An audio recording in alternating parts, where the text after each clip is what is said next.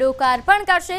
જુવાલ પ્રાથમિક શાળાનું પણ લોકાર્પણ કરશે. આ ઉપરાંત સાણંદમાં ફાંગડી પંચાયત ઘરનું લોકાર્પણ કરશે. સાણંદ જીઆઈડીસી ઓક્સિજન પાર્કમાં વૃક્ષારોપણ કાર્યક્રમમાં પણ તેઓ હાજરી આપશે. સાણંદ જીઆઈડીસીને ગ્રીન અને સ્માર્ટ બનાવવાની પણ ચર્ચાઓ થઈ રહી છે. તો હાલ કેન્દ્રીય ગૃહમંત્રી અમિત શાહ કે જેઓ ગુજરાત પ્રવાસે છે, ગુજરાત પ્રવાસનો આજે બીજો દિવસ છે અને અનેક વિકાસના કાર્યોની ભેટ લઈને તેઓ ગુજરાત માટે આવ્યા છે. તો મિનિટ ટુ મિનિટ કાર્યક્રમની જો વાત કરવામાં આવે, આજે તેમના જે કાર્યક્રમની જે રૂપરેખા છે, આજ વહેલી સવારથી જ તેઓ અલગ અલગ કાર્યક્રમમાં હાજરી આપવાની શરૂઆત કરશે. તો સવારથી જો વાત કરવામાં આવે, સૌપ્રથમ તેઓ સાણંદમાં જે સંકુલ તૈયાર થયું છે, બાવડામાં જે સંકુલ તૈયાર થયું છે સહકારી સંકુલ, તેનું લોકાર્પણ કરશે. 12 કલાકે બાવડામાં સહકારી સંકુલનું લોકાર્પણ, જે બાદ 2 કલાકે સાણંદમાં શાળાનું લોકાર્પણ કરશે. તો 2:25 કલાકે ફાંગડી પંચાયત ઘરનું લોકાર્પણ તેમના દ્વારા કરવામાં આવશે. 2:45 કલાકે સાણંદમાં જ વૃક્ષારોપણ કાર્યક્રમ છે જેમાં તેઓ હાજરી આપશે. 11:30 કલાકે ગોધરામાં પણ વિવિધ કાર્યક્રમોમાં તેઓ હાજર રહેશે. તો મુખ્યમંત્રી ભૂપેન્દ્ર પટેલ આજે કચ્છની મુલાકાતે 107 કરોડથી વધુના વિકાસ કાર્યોનું તેઓ ભેટ આપવાના છે. અહીં ખાતમુહૂર્ત, લોકાર્પણ કાર્યક્રમમાં તેઓ હાજરી આપશે. કચ્છના વિવિધ કાર્યક્રમોમાં તેઓ હાજર રહેવાના છે. રાજ્યકક્ષાના કન્યા કેળવણી મહોત્સવ, શાળા પ્રવેશોત્સવ અને કુરન હાઈસ્કૂલ ખાતે કાર્યક્રમોનું આયોજન કરાયું છે. ખાવડાના વિશ્વના સૌથી મોટા રિન્યુએબલ એનર્જી પાર્કની પણ તેઓ મુલાકાત લેશે. ભુજની આરડી વરસાણી હાઈસ્કૂલથી રાષ્ટ્રીય કક્ષાની નેશનલ હેન્ડબોલ સ્પર્ધાનો પણ તેઓ પ્રારંભ કરાવવાના છે. ભુજ મિર્જાપર રોડ પર સિંદૂર વનનું પણ ખાતમુહૂર્ત કરશે.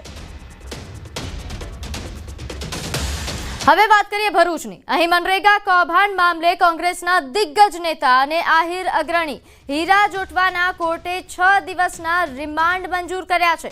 મનરેગા યોજના હેઠળ પિતા પુત્રએ સરકારી કામ કર્યા વિના ખોટા બિલ પાસ કરાવ્યાનો આરોપ છે.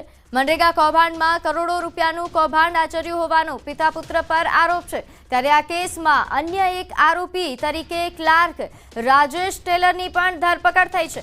ભરૂચ પોલીસના જાપ્તામાં ઉભેલા હીરા જોટવાએ પોતે નિર્દોષ હોવાનો દાવો કર્યો અને કહ્યું કે સત્ય પરેશાન થઈ શકે છે, પરાજિત નહીં. હીરા જોટવા અને તેમના પુત્ર દિગ્વિજય જોટવા વિરુદ્ધ ગંભીર આરોપ છે. પોલીસ તપાસમાં ખુલાસો થયો કે મુરલીધર એજન્સી અને જલારામ એજન્સી દ્વારા મનરેગામાં કૌભાંડ આચરાયું, જેના રૂપિયા હીરા જોટવા અને તેના પરિવારજનોના ખાતામાં ખોટી રીતે નાણાં જમા કરાવવામાં આવ્યા.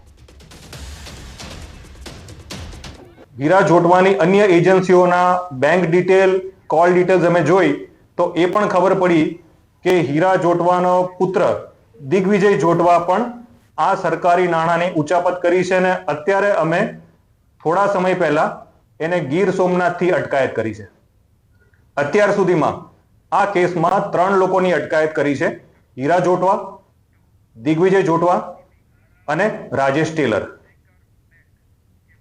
આઈઆઈએમ અમદાવાદમાં પ્રોફેસર જસવંતજી કૃષ્ણયા મેરિટ સ્કોલરશિપ સમારોહ યોજાયો હતો, જેમાં ઇન્ફોસિસ અને કેટામરનના ફાઉન્ડર નારાયણ મૂર્તિ તેમજ કેટામરન વેન્ચર્સ ચેરમેન એમડી રંગનાથન અને આઈઆઈએમએના ડાયરેક્ટર પ્રોફેસર ભરત ભાસ્કર અને એન્ડોમેન્ટ ફંડના સીઈઓ છવી મુદગલ તેમજ આઈઆઈએમના વિદ્યાર્થીઓ ઉપસ્થિત રહ્યા હતા. આ શિષ્યવૃત્તિ વાર્ષિક ધોરણે પીજીપી પ્રથમ વર્ષના અંતે સૌથી વધુ સીજીપીએ પ્રાપ્ત કરવા બદલ flagship post graduate programme in મેનેજમેન્ટના બીજા વર્ષના વિદ્યાર્થીઓને આપવામાં આવશે. 2024-26 બેચના વિદ્યાર્થી વિરાજ મોદીને પ્રથમ શિષ્યવૃત્તિ એનાયત કરવામાં આવી. ઇન્ફોસિસના ફાઉન્ડર નારાયણ મૂર્તિ દ્વારા આ સ્કોલરશિપ આઈઆઈએમ અમદાવાદમાં શૈક્ષણિક શ્રેષ્ઠતાને ટેકો આપવા અને આઈઆઈએમએના સ્થાપક ફેકલ્ટી સભ્યોમાંના એક અને કમ્પ્યુટર સાયન્સ, ડિસિઝન સાયન્સ તેમજ મેનેજમેન્ટ સિસ્ટમના પ્રણેતા એવા પ્રોફેસર જસવંત કૃષ્ણયાનું પણ સન્માન કરવા માટે સ્થાપિત કરાઈ છે. To look at the issue of studying AI at different levels, at user level, at engineer level, at application level, etc. So it's a good idea. Why not? It also bestowed upon me a responsibility to continue to excel, to continue to uphold the standards that have been inculcated in me by these institutions this institution and all the ones before it.